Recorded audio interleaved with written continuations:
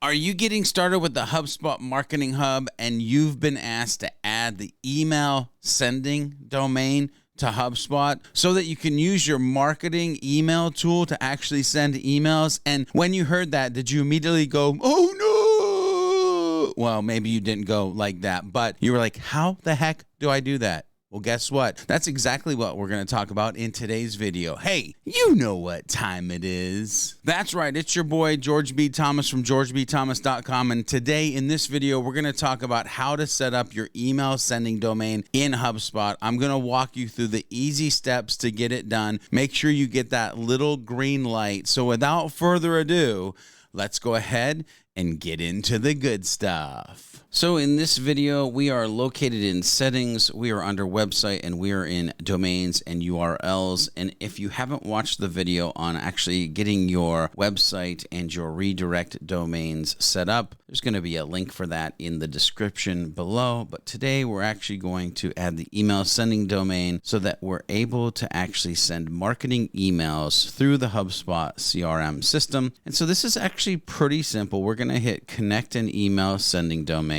We're going to go ahead and put the email in here for the actual domain, and then we'll hit next. We'll go ahead and hit next again. Now, because we are authorizing it with GoDaddy, it's very simple, but if you were not using GoDaddy, you would again simply take the manual information that you can copy and paste, and you would take it into your DNS manager, wherever that is. In this case, because we are using GoDaddy, we'll hit authorize with GoDaddy. We're going to go ahead and hit connect, and we're going to go ahead and give it time to do what it needs to do. You're going to see that the domain setup is almost ready. And look at this, fix DNS record errors. We found 2 errors in your DNS records. Copy the required data to set below and paste them in the fields. Okay, so missing record, CNAME. We're going to go ahead and copy this. And actually what we'll do real quick is we'll check again, and that one's resolved.